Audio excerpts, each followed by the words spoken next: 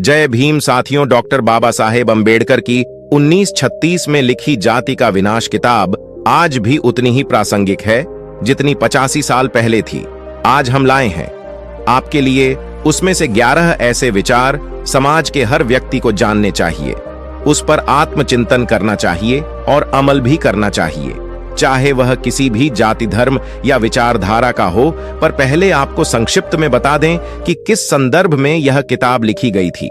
1936 में लाहौर के एक समाज सुधारक संगठन जात पात तोड़क मंडल ने डॉक्टर BR अम्बेडकर को भारत में जाति व्यवस्था के विषय पर अपने वार्षिक सम्मेलन के अध्यक्षीय भाषण देने के लिए आमंत्रण दिया था।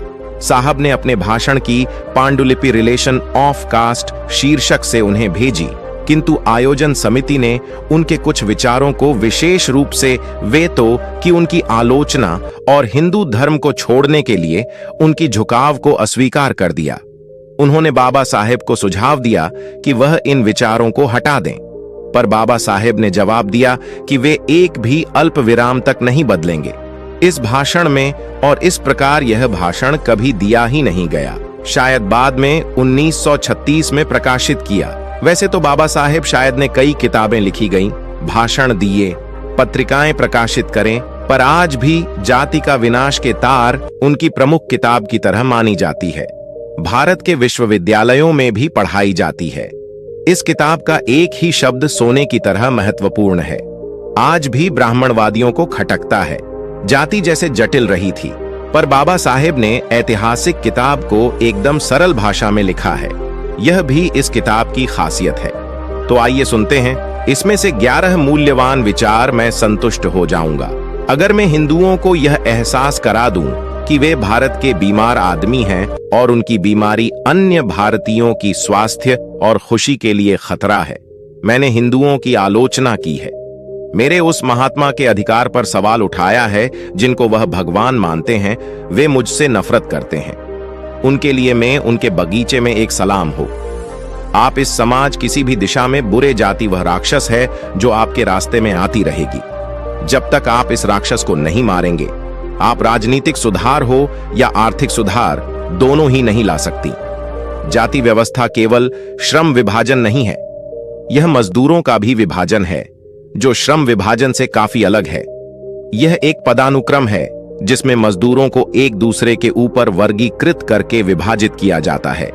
व्यवसायों के पुनर्मूल्यांकन की अनुमति नहीं देने से जाति देश में बेरोजगारी का प्रत्यक्ष कारण बन जाती है।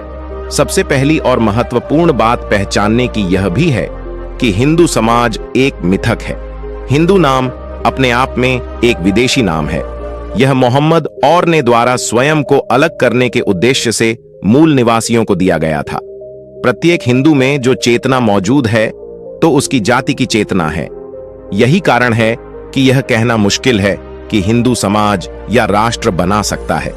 मेरे विचार से धर्मनिरपेक्ष ब्राह्मणों और पुरोहित ब्राह्मणों के बीच अंतर करना बेकार है। दोनों परिजन हैं, वे एक ही शरीर के दो भुजाएं हैं और एक दूसरे के अस्तित्व के लिए लड़ने के लिए बाध्य हैं। सिखों और मुसलमानों के बीच एक सामाजिक सीमेंट है जो उन्हें भाई बनाता है। हिंदुओं में ऐसा कोई सीमा नहीं है और एक हिंदू दूसरे हिंदू को अपना भाई नहीं मानता। कोई शक नहीं है कि जाति मुख्य रूप से हिंदुओं की सांस में बसा है, लेकिन हिंदुओं ने हवा मेरी छाती का विशाल फैला दिया है। हर कोई संक्रमित है, सिख, मुस्लिम या ईसाई। इसलिए आप उन सभी लोगों के समर्थन के लायक हैं जो इस संक्रमण से पीड़ित हैं, सिख, मुस्लिम या ईसाई।